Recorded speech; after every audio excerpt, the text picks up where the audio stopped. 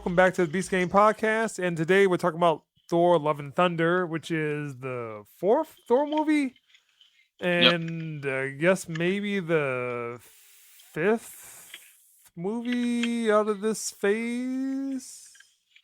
Black Widow, Shang-Chi, Eternals. Well, I don't feel like there's some Doctor Strange, so this is the Yeah, fifth. Doctor Strange. So it is the fifth. So this one is directed by Taika Waititi, who also had done Thor Ragnarok, which was a very critically acclaimed movie. This one is written by Taika Waititi. It's also written by Jennifer Caitlin Robinson and stars Chris Hemsworth, Natalie Portman, who was in the first two movies, and Christian Bale. The synopsis is Thor enlists the help of Valkyrie, Korg, and ex-girlfriend Jane Foster to fight Gore, the God Butcher who intends to make the gods extinct. So the movie starts off with Christian Bale, who is Gore, the God Butcher, finds his god. And his god is kind of pompous and very off-putting. So he kills his god and then sets out to kill the other gods, Thor being one of those gods. Big Mike, how do you feel about Thor: Love and Thunder? If I'm being honest, fell asleep twice. Anybody that knows me knows I don't go to sleep on Marvel movies ever. Yeah. Like, even the worst of them, I've never gone to sleep. Even Black Widow, as much as I struggled, I didn't go to sleep. Moved there, and I swear I missed like a couple fight scenes, maybe, because I was just doze off. I've seen people argue online and say, like, even see one meme that was like, it's okay for a Marvel movie to be a comedy. And I said, well, yeah, we know that because we had comedy with Ragnarok and it worked. Yeah. Ragnarok was still a good film. I'm like, this has nothing to do with the fact of it being a comedy, other than maybe that going like way over the top with some of the quote unquote jokes or bits to me. There's a couple times I laugh here and there. I think based off of the last time that we saw Thor, the whole fat Thor, was no longer funny. So I'm glad they kind of transitioned out of that.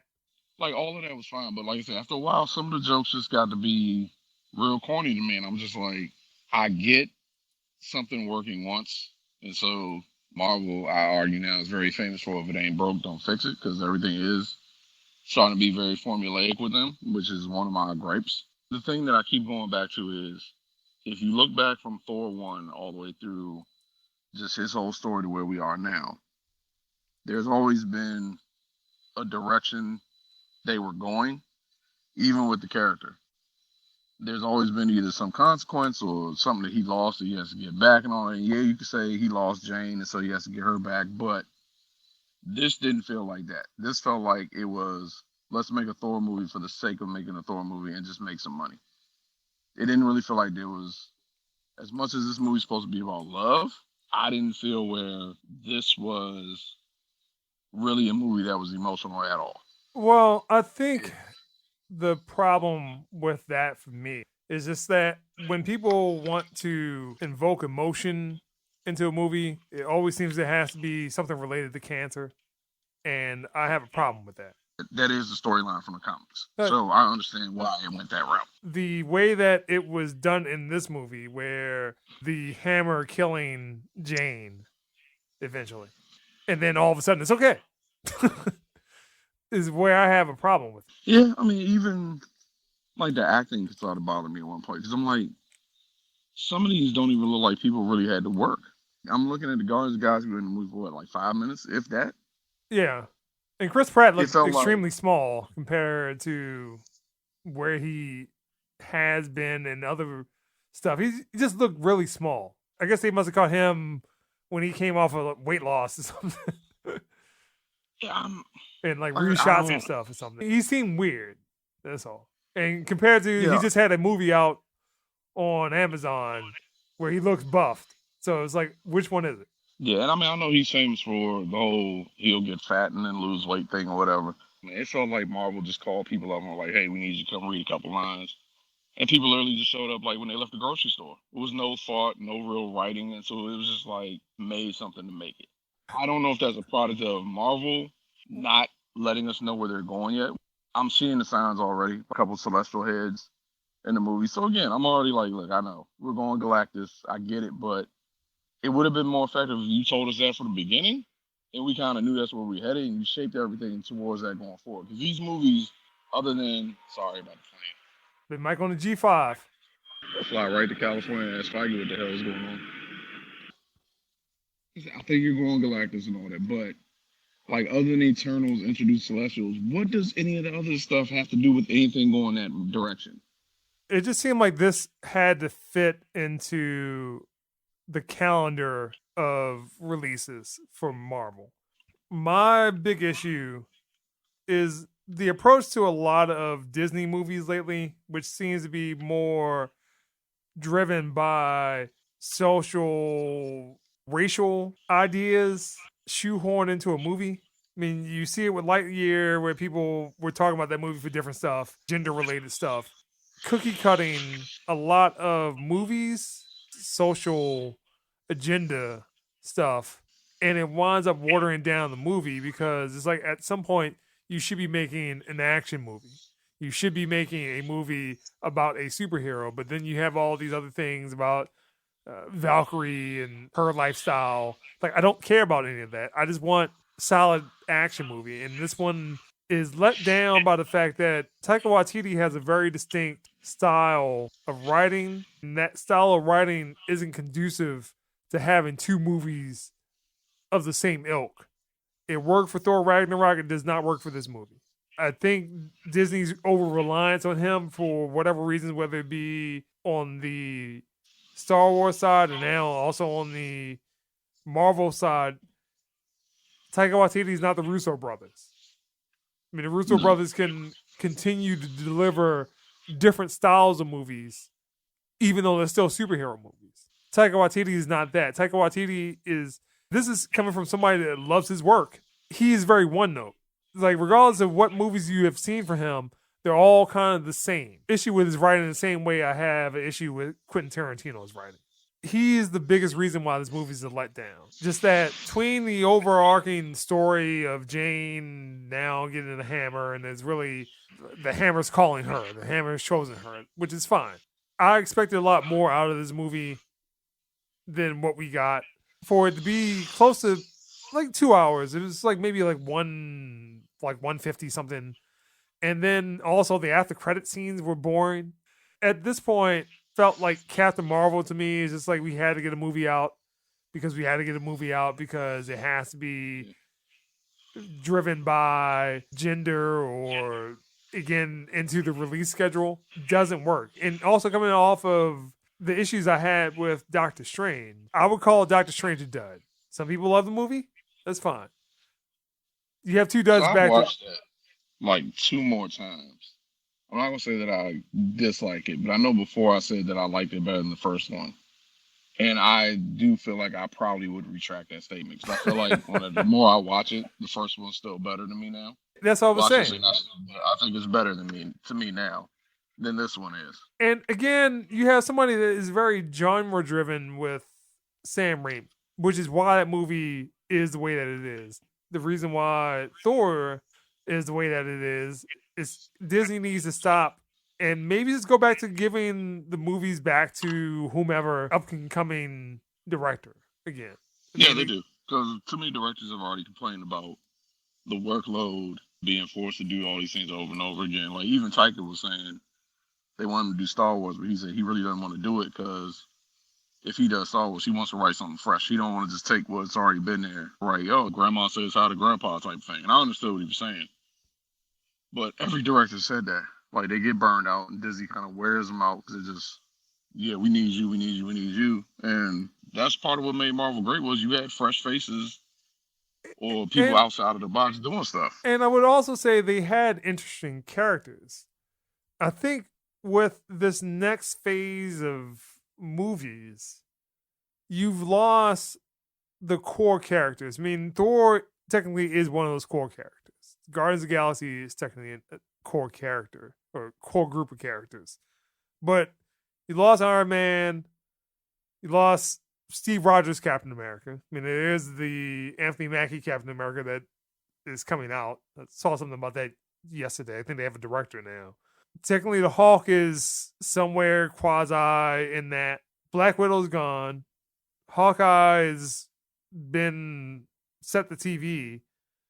And now you have these groups of characters people have grown to love. I mean, from the time that Iron Man came out, it was 2007, 2008. You had that time meld with those characters, understand those characters, and these new groups of people that they keep putting forth, i.e., the Eternals. Shang-Chi might be the exception. I don't really have any affinity to any of those people or any of these movies. Probably say out of these past phase of movies, I wouldn't rewatch any of them. Maybe Shang-Chi, but I don't need to see that movie again. And I like that movie. And I think that's just a problem with Disney now. They're picking the least interesting ones. They're picking the ones that maximize the ESG score. And that's what these movies feel like, that they're just maximizing investment money for BlackRock or whomever else to say, like, hey, well, you put, X amount of brown faces in the movie. You did that, so you get this extra boost in funding. And I'm kind of getting tired of the Disney approach. And I think Disney owns too much stuff between Star Wars and the Marvel and the stuff they already have. I think we need to defund Disney and break them up. I actually thought about that yesterday. That was one of the things I was gonna say is I actually wouldn't mind if somebody bought Marvel from Disney. I know Disney wouldn't let it go, but like I feel like there needs to be a fresh company that owns them because this is literally gonna be the future going forward. And it's sad because as much as I was looking forward to Fantastic Four and X-Men, I don't know if I am so much anymore. Yeah, and I would at least say that Fox was trying with X-Men, maybe not so much with Dark Phoenix, but they had delivered at least 2.5 good X-Men movies. And I'm talking about post the original X-Men movies. I'm talking about First Class, Days of Future Past, and Apocalypse is complete trash. But they were trying. They were trying. So, but yeah, I think just at this point, Disney just needs to really look at what worked before and go back to doing that. Have people talk about Top Gun the way that it is, like, oh, well, Top Gun is old school filmmaking. No, Top Gun is a solid movie because Tom Cruise doesn't buy into a lot of the BS social issues that portray themselves as we care in a movie. That's what he's not doing. For Top Gun to succeed the way that it has is only done because Tom Cruise just wants to deliver a solid movie. It's not talking about, well, we need to go into the backstories of all these pilots and their gender roles and what pronouns they're using. We don't care about all that. Can you do the job? Can you go on this mission and do the mission the way that Maverick wants you to do it? Yes or no? And that's the core of Top Gun. This movie, again, is just made for Disney needs to put enough faces in places to maximize their stock price so people invest in them. And that's kind of what I feel about this movie. What's the next movie that's coming out? Black Panther, World of Wakanda. They kind of already told people don't expect too much from the panel. Probably show you some footage of Guardians 3, a whole bunch of stuff, and whatever else they got planned for Disney Plus series. But like they said, since they're now part of the House of the Mouse, you got to save most stuff for Disney related events. So D23 is the big one, where they'll probably announce a whole bunch of other stuff. So yeah, we'll see. And I mean, Black Panther is another movie you will likely have to be concerned about because one, Marvel's track record for this phase has not been good. I mean, they delivered. We forgot Spider-Man, so 2 good movies. Yeah, but see, Spider-Man, I hate to say it, I'm starting to lean that more towards a half and half deal because that's still partially Sony controlled. Yeah. And Sony apparently woke up at the Morbius because I guess it got announced this week that Feige's going to work on Madam Web now. So, all right. Sony's recognizing they need him in some capacity. 2 for 6 right well, now. Like I said, the problem with Black Panther is they didn't recast T'Challa. All right. Well, let's just wrap this up because we're not even talking about Thor at this point. That's the Yeah, key thing. But Big Mike, if you had to give a score, I know you say you don't know how you feel about it, but if you had to give a score, let's just say, is it positive, even, and or negative? it would right now be negative, and I know I don't rate Marvel too low ever, but I'm even struggling to find a way to give it a 5. Thor really caught traction, and I was happy. I was looking forward to this, and now I'm just like, Like Thor it feels Ragnarok wasteful. is a masterpiece of a movie because it redeemed a character that was basically bland. Thor: The Dark World, terrible movie. Thor kind of redeemed himself in the Infinity Saga movies, but Ragnarok was crux of his resurgence. The Doctor Strange now is looked upon a little bit more fondly because of the Infinity Saga. But before it was like, yeah, nobody cares about Doctor Strange. I mean, the first number that came to mind was 4, so I guess I'll leave it at that for now. But I'm even kind of struggling to find the justification for that, to be honest with you. Yeah, again, I would probably put it at a 4.5. I doubt if I would see this movie again. And the sad part about it, you had a very good performance out of Christian Bale. Fairly wasted in this movie. It's fairly wasted because the villain's arc is BS. That he just doesn't want to do it anymore at the end. And you kill them off, which is the other Marvel thing they do. Take great villains, great actors, and kill them off after one appearance. And it's like, what's even the purpose? So you have no reason. It's like, well, Thor will return because Thor will likely fight Hercules and or Zeus. God of War at this point. I think Disney needs to just chill They do. with some of these movies. Kind of the same thing with Star Wars. Star Wars just needs to disappear for a little bit. The mainline movies, they probably don't need one. The TV stuff is working out for them. Just chill on the movie stuff. And maybe this needs to happen for Marvel. Like, give me my Blade TV show. Bring back sticky fingers. There's been okay superhero movies before Marvel entered into the fray. Or I guess Disney's iteration of Marvel into the fray. All right, this is Beast Game Podcast.